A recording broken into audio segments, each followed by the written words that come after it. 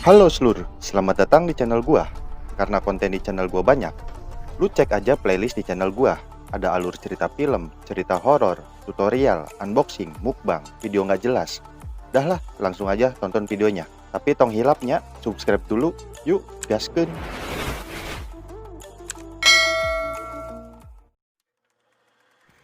Assalamualaikum warahmatullahi wabarakatuh. Balik lagi sama gua Guntur di konten gua ceritain. Buat kalian yang punya cerita horor, cerita mistis, cerita menarik lainnya, lu bisa kirimin ke email gua atau ke sosial media gua. Gua ada di Twitter dan di Instagram. Oke, di cerita kali ini gua bakal bawain cerita yang berjudul Cah Bagus. Cerita ini diangkat dari kisah nyata yang ditulis oleh akun Twitter @desiprayoga1. Oke, langsung aja kita mulai ceritanya.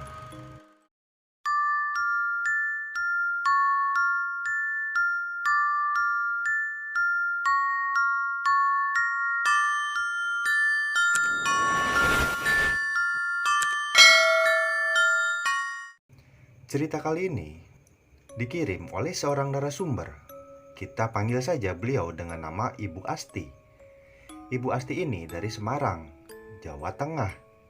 Beliau sengaja mengirim cerita ini ke kita sekedar ingin berbagi cerita dan meminta bantuan doanya untuk anak beliau yang akan kita ceritakan kali ini. Jujur Yore, aku sebenarnya agak bimbang untuk kembali menulis cerita-cerita horor di Twitter. Dan sempat punya niatan untuk digantikan salah satu temanku. Tapi takut nanti gaya penulisannya berbeda dan gak berkenan di hati kalian. Jadi ya sudahlah, gak apa-apa biar aku saja yang menulis. Entah, aku seperti mengalami beberapa kejadian di luar logika dan hal-hal aneh di sekitarku. Bahkan bukan hanya terjadi kepadaku, tapi juga ke keluargaku. Dan bahkan teman-teman terdekatku. Mungkin bagi kalian lebay, tapi asli bagi kita itu pengalaman yang tidak bisa dilupakan. Gangguannya itu ada aja, entah aku yang tiba-tiba jadi super peka atau tiba-tiba suka mimpi buruk. Kalau ini sih aku masih bisa netralin karena mungkin akunya lupa baca doa atau suka nonton Netflix yang horor-horor. Makanya sampai ke bawah mimpi. Tapi kalau tiba-tiba kamu diajak ngobrol sama makhluk halus, itu gimana? Bismillah, aku sih berusaha positif thinking. Mungkin akunya aja yang lagi halu. Jadi itu juga menjadi salah satu alasanku kenapa sempat vakum lama buat nulis cerita. Tapi syukurlah sekarang sudah kembali normal. Karena sempat konsultasi ke beberapa orang yang paham sama yang aku alami dan dikasih solusi. Menurut kalian gimana? Komen ya. Oke, sekarang kita lanjut cerita. Seperti biasa, semua cerita yang masuk ke kita harus melalui sistem cross-check terlebih dahulu. Berhubung lokasi Ibu Asti ini jauh dan apalagi masih ada wabah, akhirnya kita putuskan untuk cross-check melalui Zoom dengan Ibu Asti. Kesan pertama kita saat bertatap muka dengan Ibu Asti di Zoom, itu Masya Allah orangnya ramah sekali dan murah senyum. Bahkan Ibu Asti tidak sungkan-sungkan menawari kita cemilan meski hanya lewat layar laptop. Beliau saat ini hidup sendiri di usia yang sudah mencapai 50 tahun. Suami beliau, almarhum Bapak Taufik, sudah meninggal sejak 10 tahun yang lalu dikarenakan gagal jantung. Tapi hebatnya, Ibu Asti nampak sangat tegar saat menceritakan betapa hebatnya sosok almarhum Bapak Taufik di mata Ibu Asti. Kita pun sangat nyaman mendengar ceritanya. Sebenarnya Ibu Asti memiliki seorang anak tunggal laki-laki bernama almarhum Haprizah Dika Pratama. Pasti kalian bertanya-tanya, kenapa kok di depan namanya ada kata almarhum? Oke, jadi inilah pokok cerita yang akan aku up hari ini. Aku, Joe, Henry, dan Mary seketika ngelihat mimik muka Ibu Asti ini tiba-tiba berubah sesaat setelah mengucapkan nama anak semata wayangnya.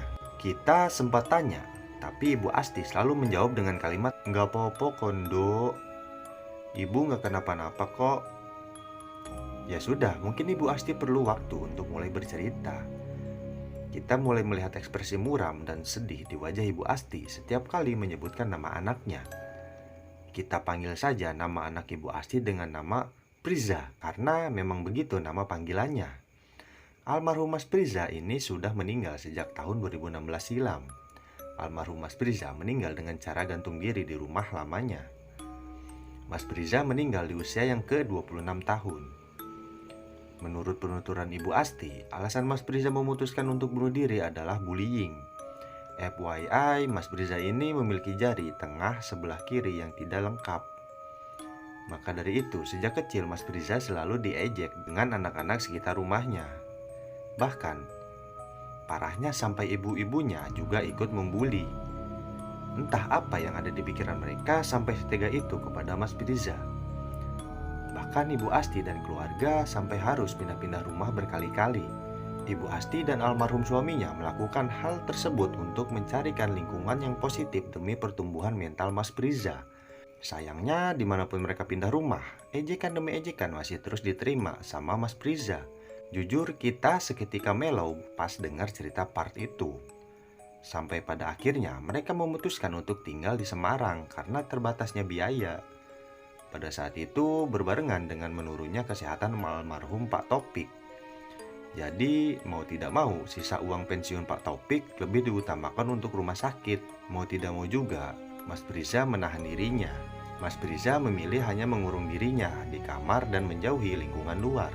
Padahal Ibu Asti dan suami tidak ada henti-hentinya memberi dorongan yang positif setiap hari untuk Mas Priza, tapi tetap tidak bisa merubah keputusan Mas Priza untuk mengurung dirinya di kamar saja. Pak Taufik yang melihat kondisi Mas Priza saat itu semakin terpukul. Merasa dirinya gagal menjadi seorang bapak. Padahal kata Bu Asti, Pak Taufik adalah satu-satunya orang yang mendorong saya untuk tidak menyerah dengan keadaan dalam membesarkan Priza hanya karena kekurangan dalam dirinya.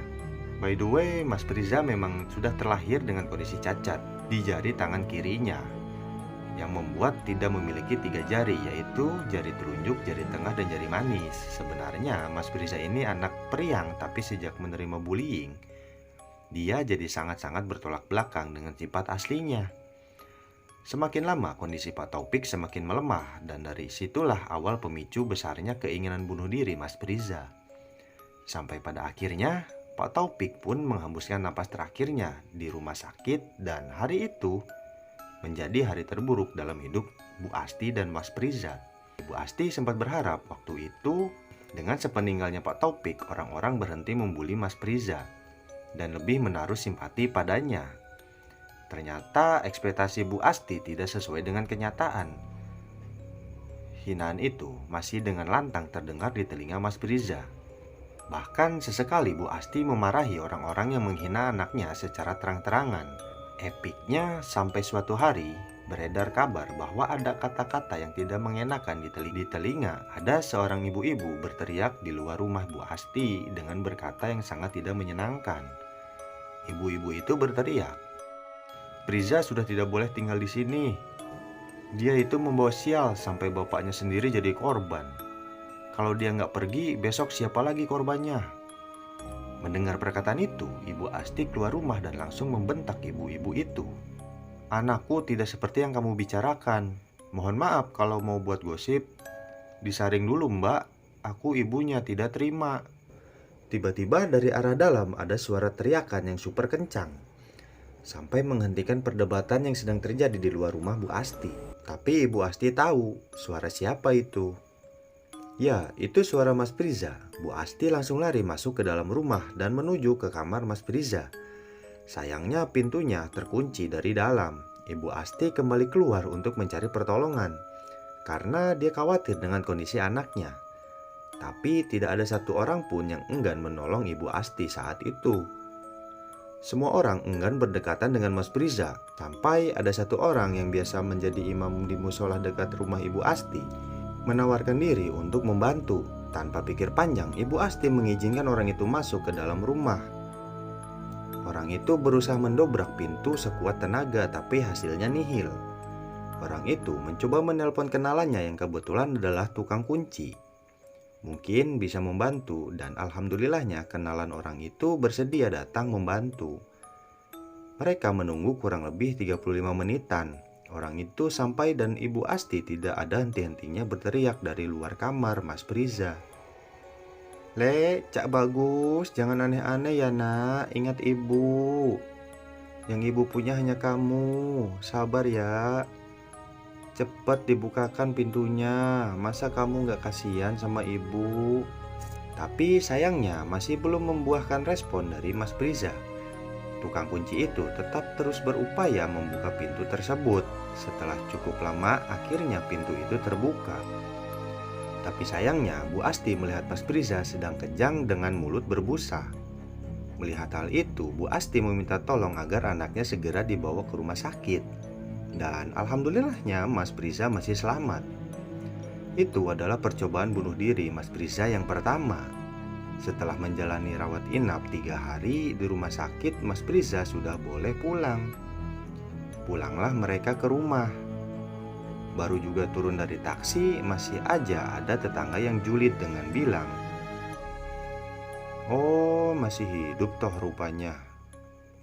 Tapi Bu Asti memberi isyarat kepada Mas Priza untuk mengabaikannya saja dan berlalu masuk ke dalam rumah.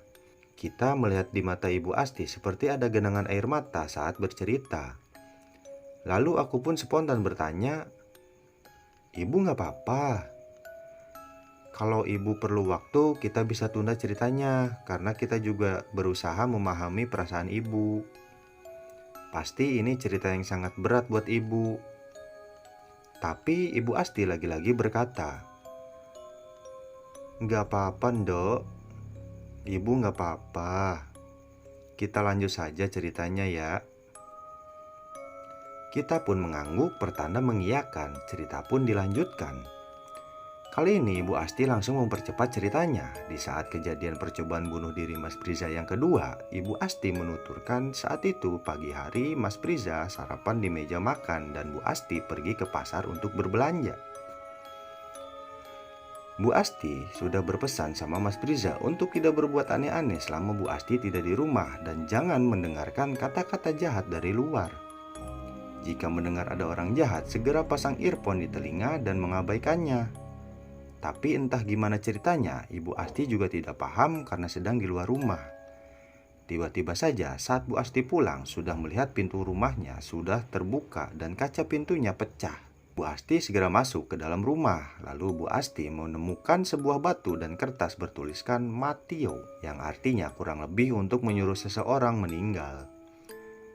Bu Asti paham tulisan itu untuk siapa. Bu Asti langsung dengan tergesa-gesa sampai meninggalkan belanjaannya di depan pintu dan mencari Mas Priza ke dalam kamarnya. Ternyata anaknya sedang tidak ada di kamar. Lalu Bu Asti ingat saat ditinggal Mas Priza sedang makan. Bu Asti langsung ke arah dapur, tapi saat melewati meja makan, Bu Asti kaget. Beliau melihat bahwa piring anaknya masih tersisa makanan sarapan paginya. Dan di sampingnya tergeletak MP3 mini yang selalu dibawa kemana-mana sama Mas Priza. Bu Asti semakin panik dan betapa terkejutnya Bu Asti saat memasuki dapur. Beliau melihat anaknya tergeletak bersender di lemari piring, dengan tangan kiri bersimbah darah dan tangan kanan memegang pisau. Seketika Bu Asti berteriak sekencang-kencangnya sampai menjadi perhatian warga sekitar. Semua orang berbondong-bondong datang ke rumah Bu Asti dan sama seperti Bu Asti, mereka semua kaget. Warga pun membantu Bu Asti membawa anaknya ke rumah sakit. Mungkin hati para warga sudah mulai sedikit tersentuh melihat kondisi Mas Priza. Tapi Allah masih sayang sama Mas Priza. Dia masih selamat untuk kedua kalinya, percobaan bunuh diri. Bu Asti berpikir, mau sampai kapan anaknya seperti ini? Akhirnya kali ini Bu Asti memilih untuk melaporkan ke kantor polisi. Setelah melapor ke kantor polisi, akhirnya beberapa polisi datang ke rumah Bu Asti untuk olah TKP demi mencari tahu perbuatan iseng siapa. Karena masih belum menemukan siapa orangnya, para polisi ini memberikan penyuluhan sekaligus peringatan kepada aparat warga sekitar seperti RT dan RW setempat agar kejadian ini tidak terulang lagi. Tapi jika masih terulang lagi, polisi tidak akan segan-segan menangkap pula aparat warga setempat karena dirasa tidak adil dalam melindungi warganya. Mendengar hal itu, Bu Asti menjadi lega dan beberapa hari kemudian Mas Priza pulang dari rumah sakit. Kali ini Mas Priza pulang ke rumah dengan perasaan lega karena sudah tidak terdengar lagi omongan-omongan negatif tentang fisiknya dari masyarakat sekitar. Bahkan Mas Priza diterima baik dengan anak-anak seusianya di daerah itu. Mereka berteman seperti selayaknya dan hidup Mas Priza kembali ceria. Bahkan Bu Asti ingat saat itu Mas Priza sampai rela kerja bengkel demi bisa membeli sebuah motor untuk dirinya. FYI, Mas Priza ini sangat pandai sekali dalam dunia permesinan motor. Kurang lebih 1 tahun bekerja, akhirnya Mas Priza bisa membeli motor. Iya rek, motor pertamanya. Bu Asti juga cerita, saat pertama kali platnya jadi, Mas Priza ini mengajak Bu Asti untuk keliling Jogja. 2 tahun setelahnya, tepatnya tahun 2016, semuanya hal baik jadi berubah. Sikap depresi Mas Priza kembali muncul. Semua berawal sejak kematian teman baiknya. Perspektif negatif orang kepada Mas Priza kembali ada. Banyak orang yang berkata bahwa akibat kematian temannya adalah Mas Priza. Dia dituduh menaruh sial kepada teman baiknya sendiri. Padahal temannya terjatuh di sungai karena akibat lalai. Bahkan Mas Priza saat kejadian sedang tidak bersama temannya. Tapi yang dituduh tetaplah Mas Priza. Bahkan kata Bu Asti, kali ini hinaannya sudah sangat-sangat keterlaluan sampai Bu Asti mencoba menelpon polisi yang pernah menolongnya dulu. Tapi entah bagaimana bisa berbarengan, polisi yang sempat membantunya ternyata juga sudah meninggal akibat paru-paru. Akibatnya kasusnya dianggap selesai. Karena Bu Asti lebih mementingkan kondisi mental anaknya, beliau pun memilih untuk tidak membantu Mas Priza mengatasi depresinya dengan mengalihkan ke hal-hal positif. Sampai-sampai Mas Priza kini kembali mengurung dirinya di kamar. Dan kadang sesekali berbicara sendiri. Dengan biaya terbatas, mau tidak mau Bu Asti memanggil seorang psikiater untuk datang ke rumah. Tapi psikiater menyarankan untuk membawa saja Mas Priza ke rumah sakit jiwa terdekat demi mendapatkan perawatan yang lebih intensif. Takutnya kalau cuma dikasih obat malah dijadikan cara untuk bunuh diri. Berarti secara tidak langsung psikiater itu mengatakan bahwa tingkat depresi Mas Priza itu sudah sangat tinggi, sampai-sampai harus dibawa ke RSJ. Perasaan Bu Asti kala itu sangat campur aduk antara memikirkan anaknya, dirinya sendiri, dan tabungannya yang mulai menipis. Bu Asti akhirnya memilih untuk merawat anaknya di rumah saja dengan semua yang beliau bisa. Hari demi hari beliau merawat Mas Priza yang kondisinya semakin hari semakin memprihatinkan. Bu Asti juga bilang, suatu waktu Priza pernah ngompol di kasur seperti anak kecil, padahal biasanya tidak pernah begitu. Namanya juga seorang ibu, beliau tetap setia merawat anaknya dengan setulus hati. Jujur, kita berempat langsung mewek saat mendengar cerita Bu Asti. Tepatnya di bulan Mei 2016, saat itu Bu Asti harus pergi ke apotik untuk menebus obat Mas Priza yang habis. Sebelum pergi, Bu Asti selalu mengamankan semua benda tajam agar Mas Priza tidak bisa menggunakannya untuk bunuh diri. Sayangnya Bu Asti lalai bahwa masih ada beberapa cara untuk melakukan bunuh diri. Kebetulan di lemari bawah TV ada tali tampar berwarna kuning yang sangat panjang disimpan di sana. Yang dengan tali tampar itu Mas Priza bunuh diri. Saat Bu Asti pulang dari menebus obat, beliau masuk melihat kondisi rumahnya masih sama persis dengan sebelum beliau keluar. Akan tetapi saat beliau membuka pintu kamar Mas Priza, beliau langsung tersungkur ke belakang karena mendapati putar semata wayangnya sudah terbujur kaku dengan posisi leher terikat tali tampar berwarna kuning yang tergantung di kayu plafon. Tubuhnya sudah dingin dengan mata melotot dan lidah sedikit menjulur. Nampak ada sedikit darah mengalir dari matanya. Sungguh aku tidak bisa membayangkan posisi Bu Asti saat itu. Bahkan Bu Asti memperlihatkan foto tali tampar yang digunakan Mas Priza saat bunuh diri lewat ponselnya. Benar-benar bunuh diri yang terakhir karena Mas Priza benar-benar sudah pergi meninggalkan ibunya selama-lamanya. Singkat cerita, setelah pemakaman Mas Priza, seringkali Bu Asti mendengar suara tangisan Mas Priza dari dalam kamarnya. Pernah suatu hari Bu Asti penasaran lalu mengintip sedikit dari celah pintu kamar Mas Priza. Terlihat sesosok pocong duduk di atas kasur dengan tali tampar kuning melilit lehernya. Bu Asti tidak berteriak tapi langsung lari ke kamarnya dan dengan perasaan takut beliau percaya itu bukan anaknya karena anaknya sudah tenang di alamnya. Tapi kejadian itu terus berulang setiap malam sampai menjelang 40 harinya Mas Priza. Anehnya setelah 40 harinya Mas Priza malah tidak nampak sama sekali. Iya, Mas Priza sudah tidak menangis di dalam kamarnya, melainkan mendatangi ke semua rumah tetangganya di tengah malam sambil menangis. Berita itu semakin kuat adanya setelah kesaksian seorang warga yang pulang kerja tengah malam dan saat hendak masuk ke dalam desanya, dia melihat Mas Priza di ujung jalan. Benar-benar sosok Mas Priza yang terbalut kain kafan seperti pocong dengan tali tampar kuning mengikat lehernya. Sama persis dengan deskripsi warga yang menyatakan pernah disamperi sosok Mas Priza. Sampai-sampai orang ini jatuh dari motor dan pingsan. Lalu ditemukan warga yang lain saat hendak sholat subuh di masjid. Mendengar cerita tentang anaknya semakin beredar luas, akhirnya Bu Asti mendatangi seorang ulama di dekat desanya untuk meminta solusi. Lalu ulama itu menyarankan untuk berdoa bersama di makam Mas Priza. Kalau bisa semua warga yang sekampung dengan almarhum, mengingat saat pemakamannya banyak warga yang enggan datang walaupun hanya sebatas menyelawat atau mengucapkan bela sungkawa sekaligus untuk meminta maaf atas semua tindakan-tindakan negatif yang pernah mereka lakukan kepada Mas Priza. Ulama itu berharap semoga dengan ini semuanya kembali normal dan tidak ada teror lagi. Ternyata omongan ulama itu benar, semua kembali normal dan teror Mas Priza sudah tidak ada lagi. Tapi Bu Asti memilih untuk pindah rumah dari rumah itu. Meski banyak sekali kenangannya, tapi Bu Asti tidak mau berlarut-larut dalam kesedihan karena kepergian dua orang yang sangat berharga dalam hidupnya. Bu Asti berniat menjual rumah itu, tapi ternyata masih belum laku sampai sekarang dan rumah itu sudah kosong bertahun-tahun.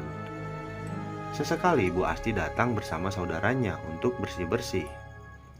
Oh iya, sekarang Bu Asti di Jogja, tinggal dengan kakaknya dan mengolah rumah makan keluarganya. Semoga Bu Asti tetap kuat dan semangat ya. Oke, jadi itu tadi kisah berbagi cerita Ibu Asti, dan cerita ini ditulis sesuai alur cerita yang disampaikan langsung oleh Ibu Asti sebagai narasumber. Kepada Ibu Asti, saya sampaikan terima kasih karena sudah bersedia berbagi cerita yang sangat bisa diambil sebagai pembelajaran. Dari cerita ini, kita bisa belajar bahwa efek dari bullying itu ternyata besar sekali, bahkan bisa sampai mengganggu kondisi mental seseorang. Jangan suka menyalahkan orang lain, apalagi sampai menghakimi seseorang karena sesuatu yang belum tentu dia penyebabnya. Belajar merangkul sekitar, stop body shaming. Kita semua pasti terlahir dengan memiliki keistimewaan masing-masing. Dan belajarlah menerima kelebihan maupun kekurangan orang lain di sekitar kita. Jangan pernah jadikan kondisi fisik orang lain sebagai bahan bercandaan, karena itu nggak lucu. Terima kasih karena sudah mampir dan membaca thread aku kali ini. Aku berharap kalian tetap patuhi prokes yang sudah tertera. Jaga kesehatan, Rek. Jangan lupa pakai masker, sering-sering mencuci tangan, dan selalu jaga jarak. Jangan egois karena ada keluarga di rumah yang menanti. Stay safe and stay healthy. Jaga pola makan dan pola tidur. Kalau bisa, konsumsi vitamin untuk daya tahan tubuh. Salam metal dan love you, Rek. Matur suwun. Oke, segitu aja konten gue ceritain kali ini, dan terima kasih buat Mbak Desi yang ceritanya boleh dibawakan di konten gue ceritain kali ini. Buat kalian yang masih punya cerita tapi nggak mau ngirim, ya cobalah kirim, nanti gue bawain ceritanya, oke? Gue ada di Instagram dan di Twitter, linknya ada di deskripsi. Follow juga sosial media gue kalau lo mau follow, terus subscribe channel gue kalau lo mau subscribe. Sebarin juga video gue kalau lo mau sebarin. Kalau enggak juga ya nggak apa-apa.